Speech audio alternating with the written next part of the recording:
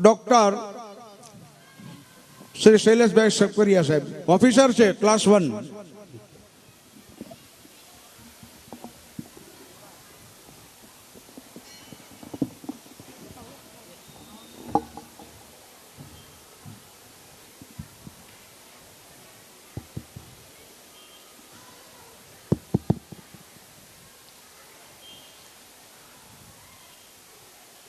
જુગત કાવ્ય ઝરણીના પુસ્તક વિમોચન પ્રસંગે અહીંયા ઉપસ્થિત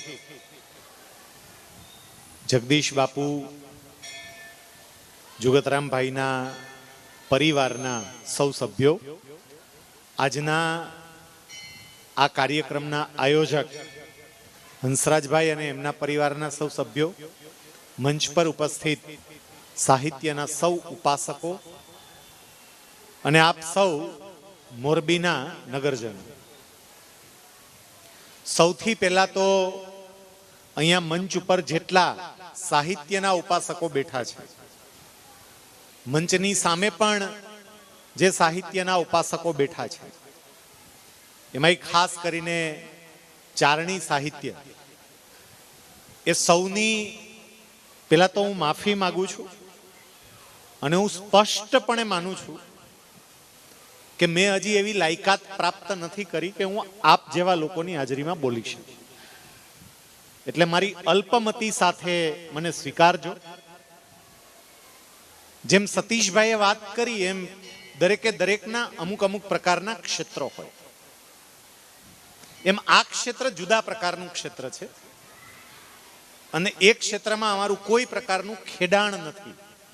અને એટલે હું દિલથી પહેલા જ અલ્પમતીના સ્વીકાર સાથે મારી વાત આપ સૌની સમક્ષ મૂકું છું. આજથી દીપોત્સવી પર્વનો પ્રારંભ થાય છે. આજે રમા એકાદશીનો પવિત્ર દિવસ છે, પણ આ વખતે 14નો ક્ષય છે, એટલે આજે જ રમા એકાદશીની સાથે સાથે વાઘ બારસ પણ છે. હમણાં જ અહીંથી સ્પષ્ટતા કરી કે આ વાઘ બારસ નહીં, વાક બારસ છે. એકચ્યુઅલી બંને છે, વાક બારસ પણ છે અને વાઘ બારસ પણ છે, બંને છે. ગુજરાતી સાહિત્યનો અમર શબ્દકોશ ભગવત ગોમંડલ, અમારા ભગવત બાપુની ગુજરાતીની સૌથી ઉત્તમ સેવા, એમાં વાઘ બારસનો ઉલ્લેખ છે અને એમાં છે વાઘ માંડવું. વાઘ માંડવું એટલે જૂનો હિસાબ સરભર કરવો. આજના દિવસે જૂનો હિસાબ સરભર થાય અને વેપારીઓ નવા ચોપડા હવે દિવાળી પછી શરૂ કરે અને એટલે આજે વાઘ બારસ પણ કહેવાય. એની સાથે સાથે વાક બારસ પણ આજે છે, જે અહીંથી હમણાં જ વાત થઈ એ પ્રમાણે વાક એટલે દેવી સરસ્વતી, વાણી અને એની ઉપાસનાનો, એના પૂજનનો દિવસ છે. ખબર નહીં તમે કેવી રીતે આ તારીખ નક્કી કરી હશે, શિવધનભાઈ, હંસરાજભાઈ, તમે બધાએ સાથે મળીને, પણ અનાયાસે કદાચ માં સરસ્વતીની જ એવી ઈચ્છા હશે કે વાક બારસ નો જ દિવસ આજે આવ્યો. આમ તો આજે 11 છે, પણ અત્યારે જો વાક બારસ શરૂ થઈ ગઈ, હવે તમારા પુસ્તકનું વિમોચન થયું એ વખતે વાક બારસ હતી, એટલે માં સરસ્વતીને કદાચ એવું હશે કે મારા દીકરાનું પુસ્તક, મારો તહેવાર ચાલુ થતો હોય એ જ વખતે પુસ્તકનું વિમોચન થાય. સાહેબ, શરૂઆતમાં જુગતરામભાઈ વિશે ઘણું બધું કહેવાઈ ગયું, ઘણા બધા લોકોએ ઘણી બધી વાતો કરી.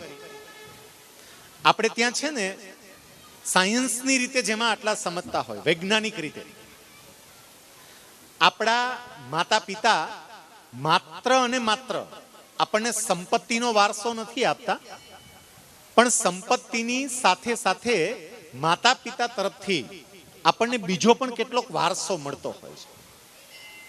શારીરિક રીતે તમે વિચારો ને તો માતા પિતાના જીન્સ એ આપણામાં આવે.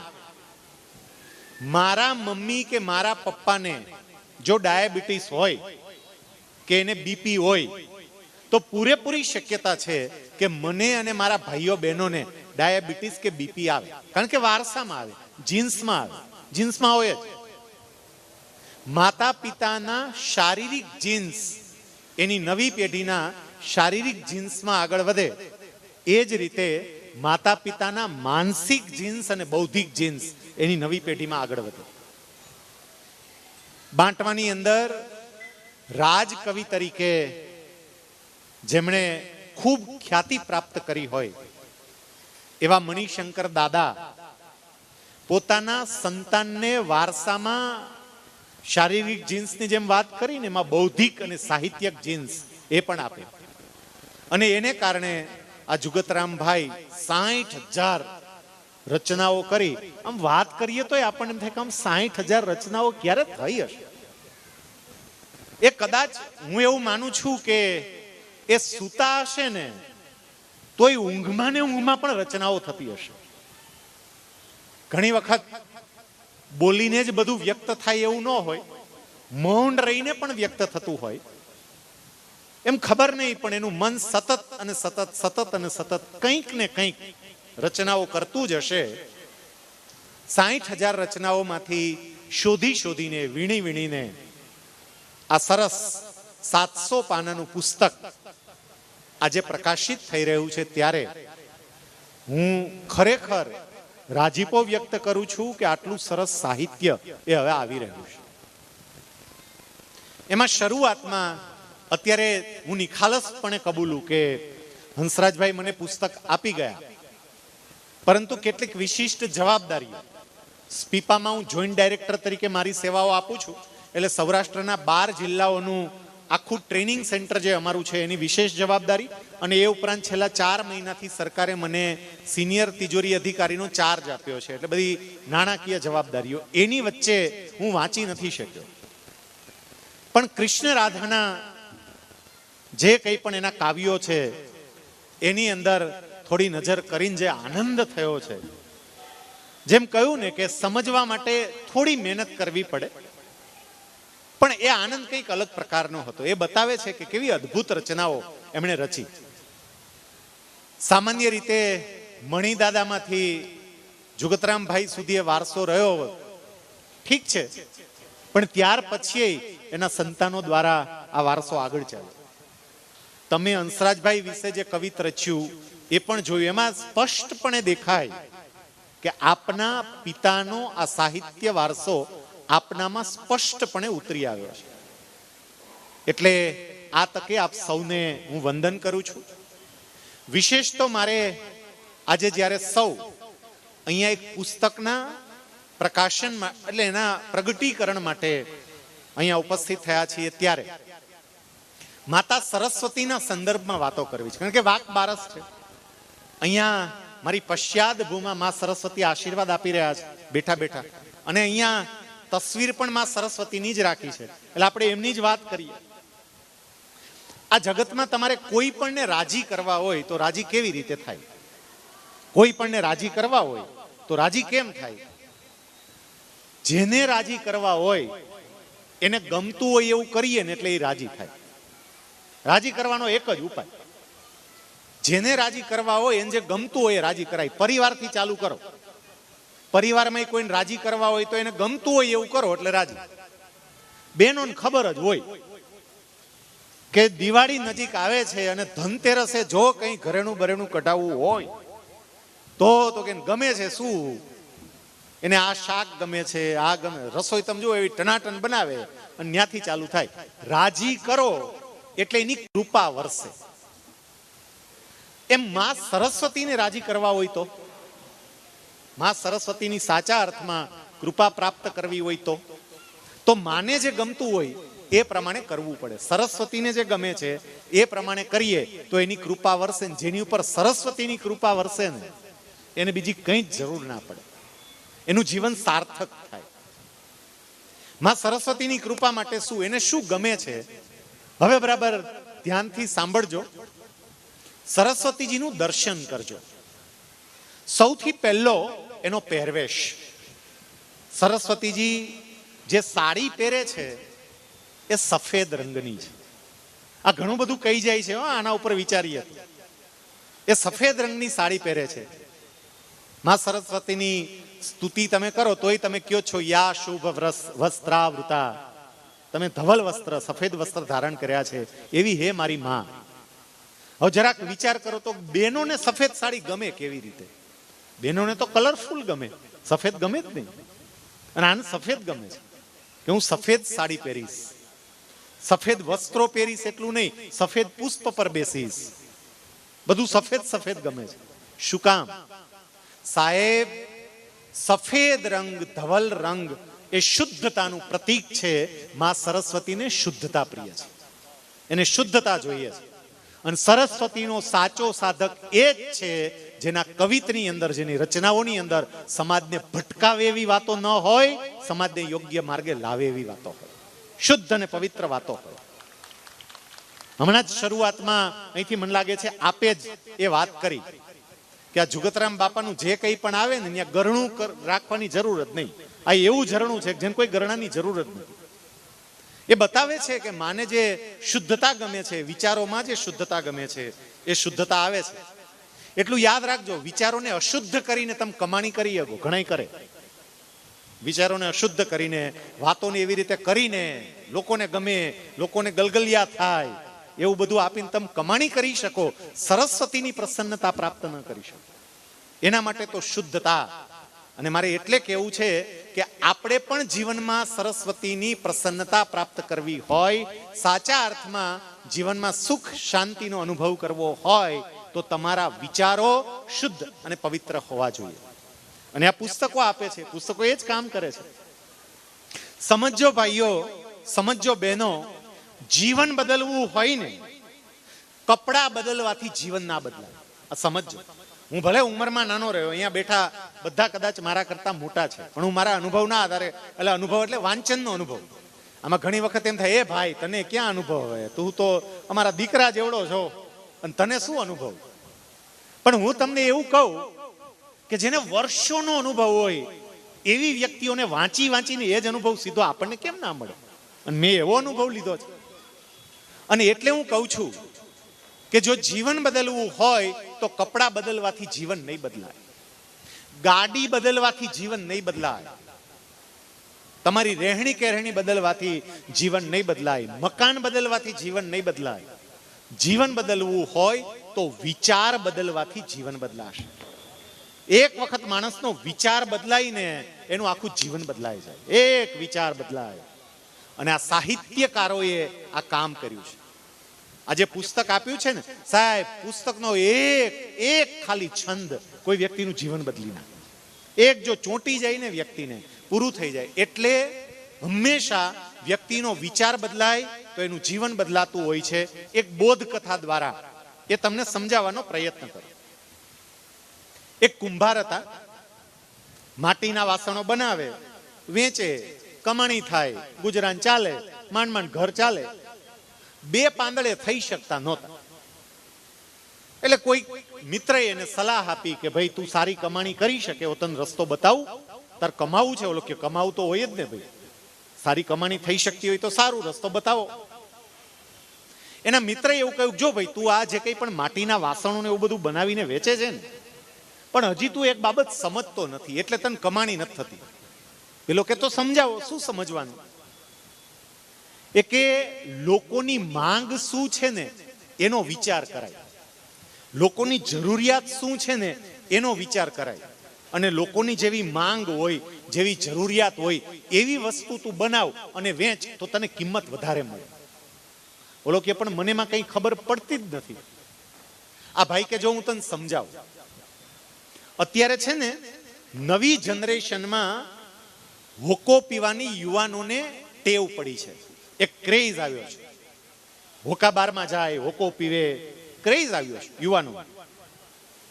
તો તું એક કામ કર, આ જે હોકો હોય ને એ હોકા માટે એક સગડીની જરૂર પડે. એ સગડી લોખંડની હોય. તું કુંભાર છો, માટીના વાસણ બનાવે છે, માટીની સગડી બનાવ. અને માટીની સગડી બનાવી, એ માટીની સગડી તું આપ અને એને પેલા હોકા સાથે જોડવાનું શરૂ કરાવ. અને પછી જો તારી માટીની સગડીની ડિમાન્ડ નીકળે, તું માંગ એવું તને મૂલ્ય મળશે. ઓલાના બધી વાત બરોબરની ચોંટી ગઈ. ના, વાત તો સાચી છે, કમાવું હોય તો આવું કંઈક કરાય, નવો આઈડિયા આપણે કરીએ. એ બિચારો માટી લઈ આવ્યો. માટી લઈ આવીને માટીને બરાબરની ગુંદી તૈયાર કરી ચાકડો ચાલુ કર્યો અને ચાકડા પર પેલો માટીનો પિંડો મૂક્યો. સમજો હવે, ચાકડો ફરે છે, માટીનો પિંડો ઉપર છે, અને એમાંથી હોકા માટેની સગડી બનાવવા એને પોતાનો હાથ લંબાવ્યો અને હાથ જ્યાં પેલા માટીના પિંડા પર મૂકે, બરાબર એ જ વખતે એની પત્ની આવી. પછી એની પત્નીએ પૂછ્યું, તમે શું કરો છો? એ કે સગડી બનાવું છું. કેમ? હોકા માટેની સગડી બનાવું. પણ શું કામ? આપણે તો માટીના વાસણ બનાવીએ છીએ, કુંડા બનાવીએ, તાવડી બનાવીએ, આવું બધું કરીએ, આવું કેમ કરો છો? એટલે એમણે કહ્યું, મને મિત્રએ સલાહ આપી કે જેની માંગ હોય ને, જેની જરૂરિયાત હોય એ ધ્યાનમાં લઈને એ વસ્તુ બનાવાય, એટલે હું આ બનાવું છું. એની પત્ની કે જો એવું જ કરવું હોય તો આ સગડી બનાવવાને રહેવા દે, કારણ કે આ સગડીની માંગ અત્યારે નહીં થાય. ઓલો કે કેમ? એ કે હવે ઉનાળો આવશે, આ માર્ચ મહિનો ચાલે છે, હવે એપ્રિલ આવશે, ઉનાળો આવશે, અને ઉનાળામાં લોકો હોકો ન પીવે, હોકો શિયાળામાં વધારે પીવાય, એટલે આની ડિમાન્ડ એટલી નહીં રહે. ખરેખર ડિમાન્ડ પ્રમાણે, માંગ પ્રમાણે વસ્તુ બનાવવી હોય તો તમે માટલા બનાવો, કારણ કે ઉનાળો આવે છે ને, લોકોને ઠંડુ પાણી પીવા જોશે, માટલા બનાવો. આ ભાઈ થયું ના, વાત તો તારી સાચી છે, ઉનાળાને ધ્યાનમાં લેતા માટલા જ બનાવાય. એટલે એમણે પેલો હાથ, જે માટીનો પિંડો હતો, એ માટીના પિંડા ઉપર સગડી બનાવવા માટે હાથ મૂકેલો હતો, પણ હાથનો અંગૂઠો સેજ આમ બદલી નાખ્યો ને, એ જ માટીના પિંડામાંથી સગડીને બદલે માટલું બનવા માંડ્યું. અને માટલું બનવા માંડ્યું એટલે માટીના પિંડાએ કીધું, ભાઈ થોડી વાર ઉભો રહે, આ ચાકડો ફેરવાનું બંધ કર, પેલા મને મારી વાતનો હવે જવાબ આપ. એટલે પૂછ્યું, બોલ શું પ્રશ્ન છે તને? માટીનો પિંડો કુંભારને કહે છે કે તું શું બનાવવાનો હતો? તો કે હું માટીની સગડી બનાવવાનો હતો, હોકા માટે. હવે શું બનાવસ? હવે માટલું બનાવું છું. પેલી માટી કે સગડી બનાવવાનો હતો અને હવે માટલું શું કામ બનાવસ? કુંભાર કે વિચાર બદલાઈ ગયો, મારો વિચાર બદલાઈ ગયો. અને એ વખતે પેલી માટી જે જવાબ આપે છે ને, સાંભળજો. માટી એવું કે છે કે તારો તો વિચાર બદલાણો, પણ અમારું તો જીવન જ બદલાઈ ગયું, કારણ કે અમે બનવાના હતા સગડી, હવે બનશું માટલું. વિચાર જ બદલાઈ ગયો, તારો વિચાર બદલાણો, અમારું જીવન બદલાઈ ગયું. અને પછી એ માટી બહુ સરસ જવાબ આપે છે કુંભારને, એવું કહે છે, ભલું થજો ભગવાનનું કે તારો વિચાર બદલાણો, કારણ કે તારો વિચાર બદલાણો એટલે અમે સગડીને બદલે હવે માટલું બનશું. જો સગડી બની હોત ને હું, તો હું બળદ અને બીજાને બાળત. હવે માટલું બનીશ ને, હું ઠંડુ રહીશ અને બીજાને ઠંડા રાખીશ. સાહેબ, આ સાહિત્યમાંથી આવતા શબ્દો આપણું જીવન બદલી નાખે.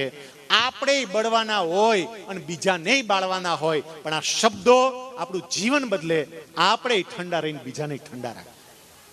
અને એટલે આ સાહિત્ય બહુ જરૂરી હોય. અહીંથી ડોક્ટર સાહેબે જે વાત કરીને, ડોક્ટર સાહેબ અહીંથી વાત કરીને વયા ગયા. ઘણી વખત છે ને, આપણે આપણા રત્નોને જ ઓળખતા ન હોય. કદાચ તમને કોઈને ખબર હોય કે નહીં, એમણે હળવેકથી જે વાત કહી દીધી ગુજરાત સાહિત્ય અકાદમીની.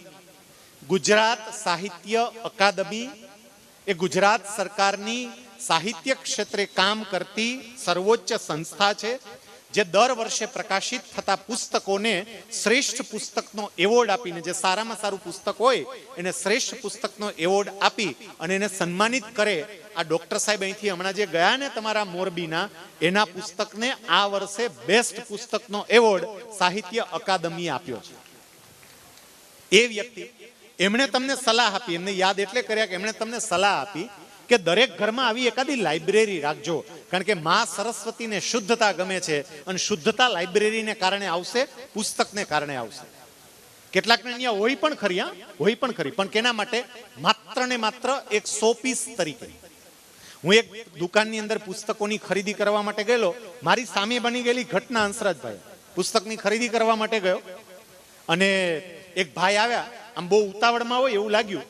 આવ્યા ને આવીને તરત આમ પેલા તો આમ નજર નાખી, પછી નજર નાખીને એને પોતાને ખબર પડી ગઈ કે પહેલું પુસ્તક બતાવો તો, એટલે પુસ્તક કાઢ્યું.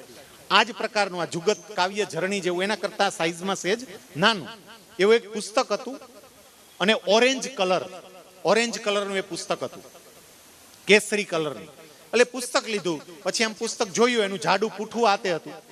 પછી ભાઈને પુસ્તક આપીને એવું કીધું કે છે ને આ જ સાઈઝમાં અને આ જ સાઈઝમાં મને 5 પુસ્તક છે ને એ આ કેસરી રંગના જોઈએ છે, 5 પુસ્તક છે એ મને લીલા રંગના પૂઠાના જોઈએ છે, અને 5 પુસ્તક છે એ મને પેલા સફેદ રંગના જોઈએ છે. તો ઓલો કે પણ કહે કે તું ગમે એ દઈ દે, પણ દે. કે કરવા જ શું તમારે? એ કે બસ આમ ઘરમાં છે ને તિરંગા જેવું સારું લાગે, શોકેસમાં રાખવા. શોકેસમાં રાખવા એ લોકો પુસ્તક લઈ જાય છે. હું તો એમ કહું કે ભલે એના માટે લઈ જાય તો કોક દીક તો કોક ઉપાડીને ખોલશે, કોક દીક તો કોક જોશે.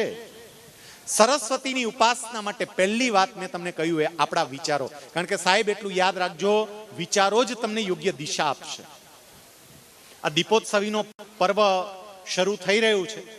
હવે એવું કહેવાય, આજથી શરૂ કરી અને ભાઈબીજ સુધી કોઈ કામ માટે કોઈ ચોઘડિયા જોવાના ન હોય, બધું પવિત્ર. આજ પરમ પૂજ્ય પ્રમુખ સ્વામી મહારાજ જ્યારે ગોંડલ આ દીપોત્સવી પર્વ કરવા માટે આવતા, મેં સ્વામીજીનો બહુ લાભ લીધો અને મેં જોયું છે કે હંમેશા આજથી શરૂ કરે પછી સ્વામી છે ને લાલ કલરની પેનનો જ ઉપયોગ કરતા. હંમેશા પત્રો લખવા માટે સતત લખતા હોય એ કે દીપોત્સવીમાં તો આ જ કલર જોઈએ, અને અત્યારે બીજા કાંઈ ચોઘડિયા કે એવું જોવાનું ન હોય. મારે એ જ ચોઘડિયાના આધારે એક તમને વાત કહેવી છે. આ ચોઘડિયા છે ને એ આપણને આજ શીખવાડે છે માં સરસ્વતીના જે વસ્ત્રો સફેદ છે એ જ વાત. મારે તમને પૂછવું છે, તમારામાંથી કોઈને ખબર હોય તો, કે આ ચોઘડિયાની સંખ્યા કેટલી છે? આ બહેનો બધા આપણે ચોઘડિયા જોઈ જોઈને કામ કરીએ છીએ. લાભ ચાલે છે, શુભ ચાલે છે, આ દીકરીને વિદાય કરવાની છે, પૈ સિંચવાનું છે, આપણે ચોઘડિયા જોઈને પછી કામ કરીએ છીએ. તો એ ચોઘડિયાની સંખ્યા કેટલી? 8 ચોઘડિયા દિવસના, 8 ચોઘડિયા રાતના, 1.5 કલાકનું એક ચોઘડિયું હોય, એટલે 12 કલાકમાં 8 ચોઘડિયા થાય. પણ આજે આ કાર્યક્રમ બધો પૂરો થાય, રાંકના રતનને સરસ રીતે રાતે માણી લ્યો, પછી ઘરે જઈ અને કેલેન્ડર કાઢજો અને ચોઘડિયા જોજો. ચોઘડિયા 8 નથી, ચોઘડિયા 7 જ છે. જોજો, 7 જ ચોઘડિયા છે, 8 નથી. અને જોશો એટલે તમને ખબર પડશે કે આવું કેમ. 1.5 કલાકનું એક હોય તો 8 થવા જોઈએ ને, થવા જોઈએ 8, પણ 8 નથી, 7 છે. અને 8 કરવા માટે શું કર્યું છે ખબર? પહેલું ચોઘડિયું જે હોય ને છેલ્લે રિપીટ થાય. પેલા હોય એ જ છેલ્લે આવે. તમે જોજો, પેલા શુભ હોય તો છેલ્લે શુભ આવે, પેલા લાભ હોય તો છેલ્લે લાભ આવે, પેલા કાળ હોય તો છેલ્લે કાળ આવે. આ ઋષિમુનિઓ એવું કે છે, શરૂઆત જેવી હશે ને અંત એવો જ આવશે. આ સમજી લો, જેવી શરૂઆત એવો અંત. જો શરૂઆત લાભ હશે તો અંતય લાભ જ આવશે, અને શરૂઆત કાળ હશે તો અંત પણ કાળ આવશે. એટલું જ નહીં, બીજું બહુ સરસ જે સમજવા જેવું છે તે ચોઘડિયા 7, પણ એ 7 ચોઘડિયામાં એક ચોઘડિયું તટસ્થ, સારું નહીં ખરાબય નહીં, તટસ્થ, ન્યુટ્રલ કહેવાય ને અંગ્રેજી. સારું નહીં ખરાબય નહીં. ઈ ચોઘડિયાનું નામ છે ચલ. ચલ ચોઘડિયું છે ને સારું ન કહેવાય, ખરાબય ન કહેવાય, તટસ્થ. 3 ચોઘડિયા સારા, ક્રમમાં ગોઠવીએ તો શુભ, લાભ, અમૃત. 3 ચોઘડિયા સારા. 3 ચોઘડિયા ખરાબ, ઉદ્વેગ, રોગ અને કાળ. ગોઠવીને કેવું આપ્યું છે? ઋષિ મુનિઓ આના દ્વારા કદાચ આપણને એ સંદેશો પણ આપવા માંગે છે કે આ જગતનો પ્રત્યેક વ્યક્તિ ચલ ચોઘડિયા જેવો તટસ્થ હોય, એ સારોય ન હોય, એ ખરાબય ન હોય, તટસ્થ હોય, ચલ ચોઘડિયા જેવો હોય. પણ એને પોતાની યાત્રા કાળ તરફ કરવી છે, નાશ થવા તરફ કરવી છે, કે અમૃત તરફ કરવી છે, કાયમ સ્મૃતિમાં રહે એ તરફ કરવી છે. એનો આધાર એની આસપાસના વિચારો કયા છે ને એના ઉપર રહેલો છે. જો વિચારો શુદ્ધ હોય, પવિત્ર હોય, તો યાત્રા શુભ, લાભ અને અમૃત તરફની હોય, અને વિચાર જ એવા હોય તો યાત્રા ઉદ્વેગ, રોગ અને કાળ તરફની હોય. આપણા વિચારો બહુ મહત્વના છે. બીજી વાત, માં સરસ્વતીને જ્યારે તમે જુઓ તો એના હાથમાં વીણા છે, માતાજીના હાથમાં. 2 હાથે પકડી છે, એક હાથે પકડેલી છે અને બીજા હાથે વગાડે છે. આ વીણા છે ને એ આપણને સંદેશ આપે છે કે જીવનની મજા માણવી હોય તો જીવન સંગીત પણ માણજો. એના જે તાર છે ને, તાર, એ તાર તમે બહુ જ ઢીલા રાખો તોય વીણા ના વાગે. એ તારને બહુ ટાઈટ બાંધો તોય વીણા ના વાગે એને મધ્યમ કક્ષાએ રાખવા જોઈએ. એમ કે છે કે તમારા પરિવારની અંદર તમે જ્યાં રહ્યો છો ત્યાં તમારા સંબંધોના તાર પણ એ જ રીતે રાખજો કે જેથી કરીને સરસ વાગે. આપણે સંબંધોની વીણા વગાડવાની છે અને તો માતાજી પ્રસન્ન થાય. અત્યારે એ જ ક્યાંક નો વાગતી હોય ને એવું લાગે. તમે જોજો, ટનાટન ચકાચક ગાડી હોય, રાજાને ઝાંખો પાડે એવો બંગલો હોય, પણ સંબંધના તાર જે છે એ હોય જ નહીં, આમ વાગે જ નહીં. તમે ગમે એટલું કર્યા કરો ને. એક આ બાબત આપણે શીખીએ. આજે વાક બારસે આ એક પવિત્ર સંકલ્પ કરીએ કે મારા પરિવારમાં હું જ્યાં પણ છું ત્યાં મારા સંબંધોના તાર બહુ જ સરસ રીતે વાગે અને એમાંથી જીવન સંગીત નિષ્પન્ન થાય. મિત્રો, કોઈ પણ સંગીતનો કાર્યક્રમ હોય ને હંસરાજભાઈ, ત્યારે ખરેખર એક બાબતનો વિચાર કરવો જોઈએ. સંગીતના કાર્યક્રમમાં તમે જોજો, કાર્યક્રમ ચાલુ થાય એ પહેલા શું થાય? જેટલા બધા સાજિંદાઓ છે એ મંચ ઉપર આવી ગયા હોય અને સંગીત પીરસવાનું ચાલુ કરે, ભજન ચાલુ થાય એ પહેલા એ લોકો શું કરે? બધા પોતાના વાજિંત્રને બીજા સાથે મેળવે. તબલા વાળો હોય ને, હાર્મોનિયમ વાળાને કે જરા કાંઈ તો ઊંચો ઊંચો સુર, સેજ ઊંચો, સેજ સેજ, હા બરોબર. બધા એકબીજા સાથે સૂર મેળવે. સૂર હરખા ન હોય, બધાના અલગ અલગ હોય, મેળવવા પડે. એ જ રીતે પરિવારમાં અને મિત્ર મંડળમાં બધાના સૂર સરખા ન હોય, સૂર તો બધાના જુદા જુદા હોય, મેળવવા પડે. અને મેળવે ને તો સરસ રીતે જીવન સંગીત નિષ્પન્ન થાય, નહીતર ના થાય. આ બહેનોને મારે કેવું છે, બહેનો તમારા રસોડામાંથી પણ આ શીખો. રસોડાનો તમારો મસાલિયો છે ને, એ મસાલિયો આજ શીખવે છે. તમારા મસાલિયામાં નજર નાખજો, લો શું હોય એમાં? ચટણી હોય, હળદળ હોય, ખાંડ હોય, મેથી પણ હોય, બધું હોય. તમે જોજો, મીઠું હોય, બધું હોય. મીઠું ખારું છે, ખાંડ મીઠી છે, હળદર તુરી છે, મરચું તીખું છે, મેથી કડવી છે, બધું છે. પણ એ બધું જો હરખાએ ભેગું કરીને નાખતા આવડે તો જે શાક બને ને અદ્ભુત હોય. એમ ઘરમાં કોઈ કડવાઈ છે, કોઈ મીઠાઈ છે, કોઈ તુરાઈ છે, કોઈ તીખાઈ છે, બધાય હોય. બધું મીઠું મીઠું જ ન હોય કે આપણે બધે મીઠું મીઠું તો ડાયાબિટીસ થઈ જાય. બધા પ્રકારના હોય, એ બધાની સાથેના સંબંધો બહુ જ સરસ રીતે થાય. એ માં સરસ્વતીની પ્રસન્નતાનું પાત્ર બનવા માટે બહુ જરૂરી છે. મારે એક પ્રસંગ અહીંયા તમને કહેવો છે. જો એક પ્રસંગ સમજાય ને તો આપણા પરિવારની અંદર આપણે બધાની સાથે સરસ કેમ રહી શકીએ. સાચી દિવાળી જે છે, દિવાળી આવે છે ને, દિવાળીમાં એક આ સંકલ્પ કરવો કે પરિવારમાં જેની જેની સાથેના મારા સંબંધો ખાટા થઈ ગયા હશે ને, એ સંબંધોને હરખા કરીશ. એક બહુ સરસ નાની વાત, સમયની મર્યાદાઓને ધ્યાનમાં લઈને બહુ ઝડપથી હું કેટલીક વાત તમારી સમક્ષ મૂકી દઈશ. એક વખત એક ગણિતના શિક્ષક, સાંભળજો ધ્યાનથી, વિદ્યાર્થીઓને ગણિત શીખવાડતા હતા. પ્રાથમિક શાળાના શિક્ષક, ઘણા બધા શિક્ષક મિત્રો બેઠા છે. ગણિત શીખવાડે, દાખલો શીખવાડે, એમાં સરવાળા શીખવાડે. એટલે એક છોકરાને, એક વિદ્યાર્થીને ઉભો કર્યો ને પછી સાહેબે એવું કીધું, બેટા હું તને એક પ્રશ્ન પૂછું છું, તું મને સરવાળો કરીને જવાબ આપજે. છોકરો કે પૂછો સાહેબ. સાહેબે પ્રશ્ન પૂછ્યો, બેટા હું તને એક સફરજન આપું, ફરીથી એક સફરજન આપું અને ફરીથી એક સફરજન આપું, તો તારી પાસે કુલ કેટલા સફરજન થાય? સાહેબને તું હમણાં જવાબ આપશે 3. છોકરો કે સાહેબ 4 સફરજન થાય. એટલે સાહેબ મૂંઝાણા કે આટલો સહેલો સવાલ છે, એના જવાબ નથી આપતો. સાહેબે પ્રશ્ન રિપીટ કર્યો, જો બેટા જરા ધ્યાનથી સાંભળ, તારું ધ્યાન આડાવડું હોય ને તો જરાક અહીંયા ધ્યાન લાવ. બેટા હું તને એક સફરજન આપું, ફરીથી એક સફરજન આપું, ફરીથી એક સફરજન આપું, તારી પાસે કુલ કેટલા સફરજન થાય? છોકરો કે 4.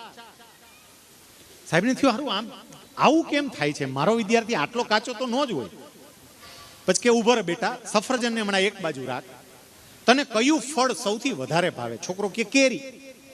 સાહેબને થયું એને ભાવતું ફળ હું કહું તો કદાચ કોન્સન્ટ્રેટ કરીને જવાબ સાચો આપી શકે. એટલે એમણે તરત જ કહ્યું, જો બેટા હવે સાંભળ, હું તને એક કેરી આપું, ફરીથી એક કેરી આપું અને ફરીથી એક કેરી આપું, તો તારી પાસે કુલ કેટલી કેરી થાય? છોકરો કે 3.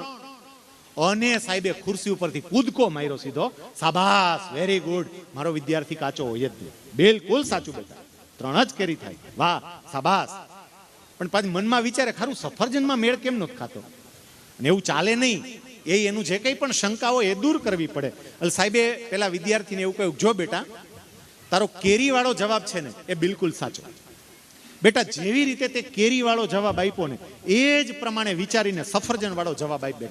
હરખો જ જવાબ થાય. બેટા જો હું તને પૂછું, તને એક સફરજન આપું, ફરી એક સફરજન આપું, ફરી એક સફરજન આપું, તો તારી પાસે કુલ કેટલા સફરજન થાય? બેટા કેરી જેવો જ જવાબ છે, વિચાર કરજે. જો કેરી સફરજન, કેરી સફરજન, કેરી હરખું જ છે. બેટા બોલ તારી પાસે કુલ કેટલા સફરજન થાય? છોકરો કે 4. અને સાહેબે પોતાના માથાના વાળ ખેંચાઓ. એ કે આ કેરી 3 થાય તો સફરજન 4 કેવી રીતે થાય? એટલે છોકરાએ દફતરમાં હાથ નાખ્યો અને દફતરમાંથી એક સફરજન બહાર કાઢીને બતાવ્યું કે મારા બાઈ એક ભાગમાં આપ્યું. કેટલા થાય? 3 તમે દેતા હતા ને એક મારા બાઈએ દીધું, મારા બાનું જ ગણવાનું ને, એટલે 4 થાય. આપણને હસવું આવ્યું, પણ સમજો આપણા સંબંધો અહીંયા જ તૂટે છે. કારણ કે આપણે માનીએ ને કે કેરી 3, પેલા સફરજન 3, એટલે અપેક્ષા રાખીએ સામે બધાય સફરજન 3 બોલે, પણ દીકરો 4 બોલે, દીકરી ઘણીવાર 5 બોલે, અને આપણો એટલો ગુસ્સો બહાર આવે. સમજો સફરજન 3 એ વાત સાચી, પણ સામે કોઈ સફરજન 4 કહે ને તો એ સાચા હોય, કારણ કે એને દેખાતું હોય, આપણને દેખાતું ના હોય. સાચા એ હોય. અંગ્રેજીમાં 6 લખ્યા હોય ને, મને 6 દેખાય પણ સામેવાળા 9 દેખાય. બે ઝઘડે 6 9 6 9 6 9, એમ નહીં, બે સ્થાન બદલો. મારે એક એવું છે, જીવનમાં સ્થાન બદલજો. પિતા તો રોજ હોય, ક્યારેક સંતાન બનો તો એની વેદના સમજાય. પતિ તો રોજ હોય, ક્યારેક પત્ની બનો તો એની વેદના સમજાય. પત્ની રોજ હોય, ક્યારેક તમારી જાતને પતિની જગ્યાએ મૂકો તો બિચારાની વેદના સમજાય. દરેકે દરેક એકબીજાના સ્થાને એકબીજાને મૂકે અને જુએ તો એને સમજી શકે, અને સમજી શકે તો એકબીજાના સ્વભાવ સાથે એકબીજાનો સ્વભાવ મળે, અને સ્વભાવ મળે તો જીવન સંગીત સરસ રીતે નિષ્પન્ન થાય. માં સરસ્વતીના 2 હાથ, જેને વીણા પકડી છે, એક હાથથી પકડી બીજી હાથથી વગાડે, પણ માં સરસ્વતીના હજી બીજા 2 હાથ છે, જેમાં એક હાથમાં એમણે માળા રાખી છે. તમે જોજો, આ સમજવા જેવું છે. માળા, અને માળા એ તપ, એનું પ્રતીક છે. માળા છે તપનું પ્રતીક છે. તપ એટલે શું? આપણે એવું માનીએ કે આજે એકાદશી છે, મેં એકાદશીનો ઉપવાસ કર્યો એટલે તપ કર્યું. અહીંયા જગદીશ બાપુ બેઠા છે. આ બધા બાહ્ય તપ છે. તપનો સાચો મતલબ એ છે કે મારા આ માનવ શરીરથી હું કંઈક એવું કામ કરું કે જેથી કરીને બીજા લોકોના જીવન વધારે સારા બને. એ તપ છે, જે આપણા ઋષિ મુનિઓએ કર્યું છે. આ બધું તપ છે. અહીંયા તમારે મોરબીની અંદર જે સિરામિક ઉદ્યોગ ચાલે છે, અહીંયા કેટલાય સિરામિક ઉદ્યોગ સાથે સંકળાયેલી વ્યક્તિઓ બેઠા હશે. હું આપને કહું કે તમે પણ તપ જ કરી રહ્યા છો, યાદ રાખજો. લોકો ગમે એ બોલે, તમારે ત્યાં કામ કરતા 100 જણાના ઘરના ચૂલા તમારે કારણે સળગતા હોય તો એ તમારું તપ જ છે. આ તપ અલગ પ્રકારનું. તપ એટલે માળા લેવી એ જ નહીં, આ તપ છે. અને માં સરસ્વતીની પ્રસન્નતા આમાં પણ થાય છે. હું કોઈ પણ રીતે સમાજને મદદ કરું, કોઈ પણ રીતે જ્યાં મારાથી મદદ થઈ શકે, જેવી રીતે મદદ થઈ શકે. કોઈ સાહિત્યથી મદદ કરે, કોઈ સંપત્તિથી મદદ કરે, કોઈ શરીરથી મદદ કરે, કોઈ પણ રીતે હું જેમ જેમ મદદ કરી શકું મારે મદદ કરવી જોઈએ. અહીંયા હંસરાજભાઈ બેઠા છે. એકચ્યુઅલી એમનું નામ જ તમે જુઓ એટલે હંસરાજ, સમજો હંસ છે. અને હંસ કામ શું કરે? એ ચારો મોતીનો જ ચરે, એને બીજું ફાવે જ નહીં. મોતીનો જ ચારો ચરે. આમાં હંસરાજભાઈના મિત્ર જેટલા હોય હાથ ઊંચો કરો તો. જેટલા અહીંયા બેઠા છે હંસરાજભાઈના જે મિત્રો છે એ જરા હાથ ઊંચો કરો પ્લીઝ. Okay, thank you. હવે તમે બધાય છે ને એક વાત આજે બરોબર અહીંથી પકડીને જાજો કે તમે બધાય મોતી છો, નકર આ હંસ તમને પકડે જ નહીં. સમજ, ઈ તો ઠીક છે, તમે બધાય મોતી છો, નકર આ હંસ તમને પકડે નહીં.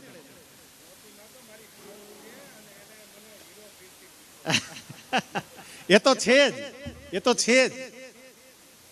મારે તમને એ કહેવું છે કે સંપત્તિ યોગ્ય રસ્તે જાય એ જ સંપત્તિનો સદુપયોગ છે.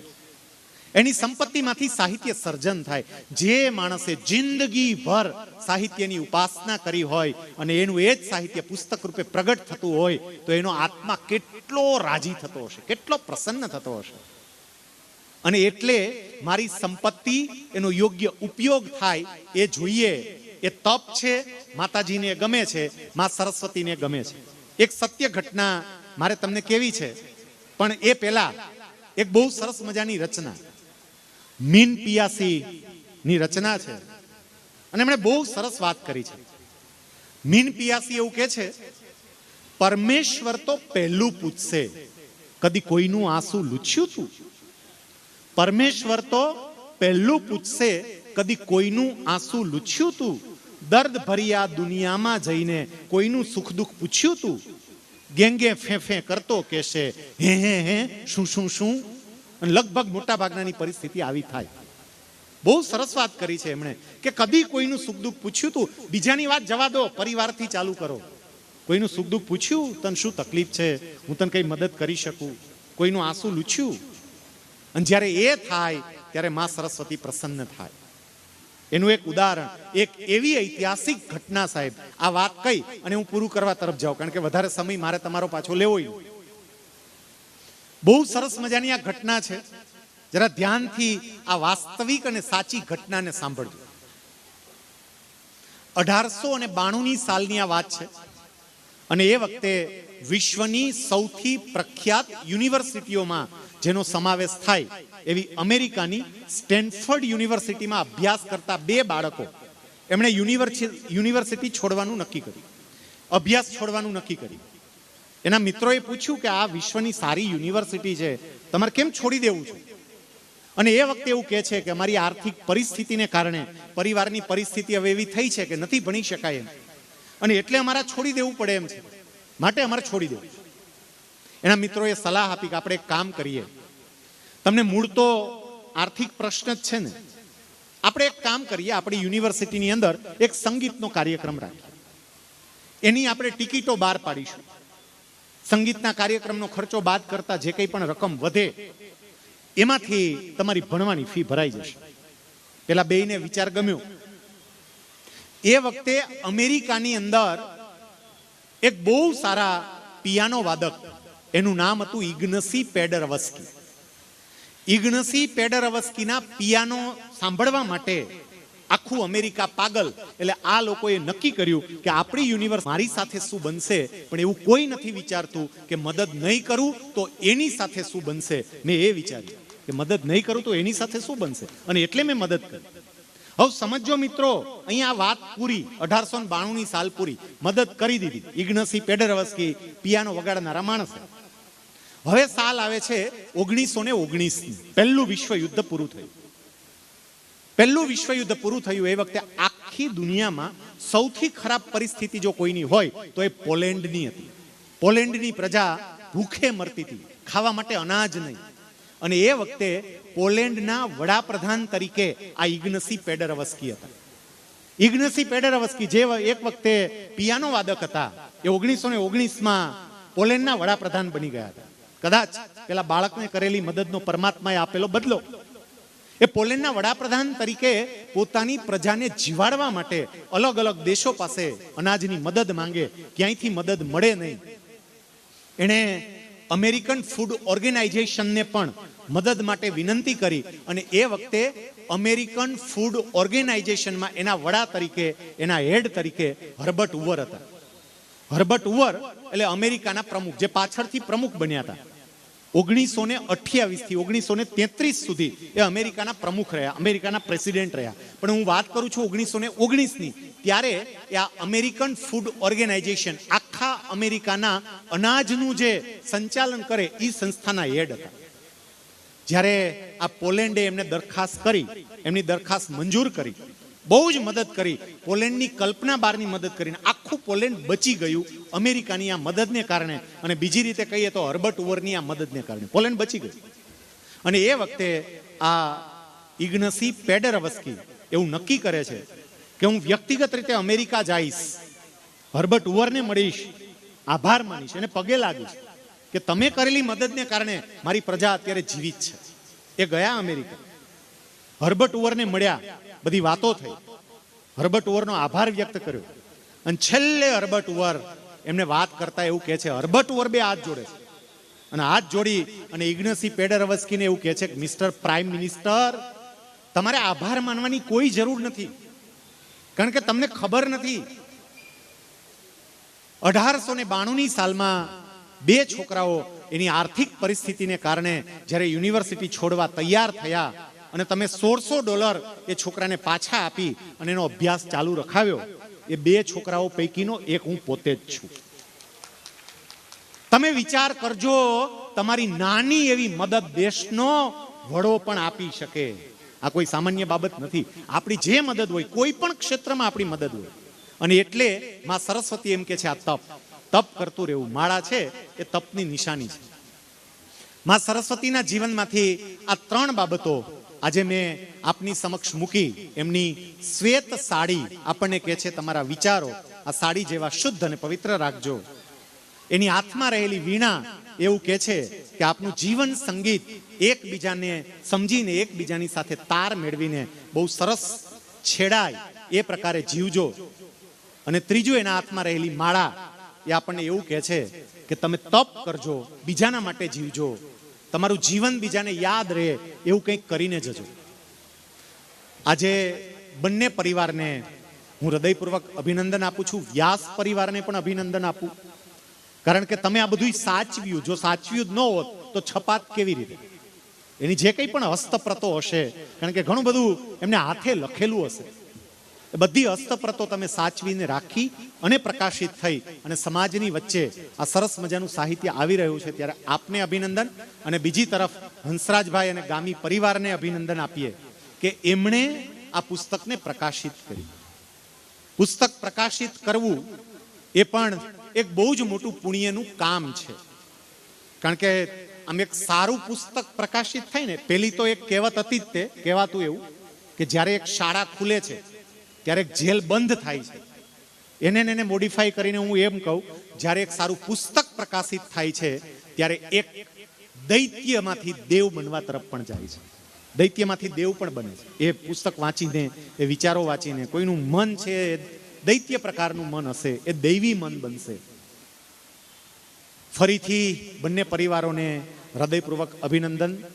આ સૌ ચારણી સાહિત્યના પંડિતો અને વિદ્વાનોની વચ્ચે મને બોલવા માટેની જે તક આપી એ બદલ હંસરાજભાઈનો વિશેષ આભાર. આપ સૌની પણ અંતે ક્ષમા માગું, કારણ કે સાહિત્યને લગતું હું કશું બોલ્યો નથી, પણ સાહિત્યના આરાધ્યમાં સરસ્વતીના જીવનની બાબતો લઈ અને આપણે કીધું છે કે જીવનના સાહિત્યની અંદર પણ આ બધી બાબતો જરૂરી છે. આપણે એવું આત્મસાત કરી શકીએ ને માં સરસ્વતી આપણને એ માટેનું બળ, બુદ્ધિ અને શક્તિ આપે, એવી એમના ચરણોમાં પ્રાર્થના. વંદે માતરમ. ભારત માતા કી જય.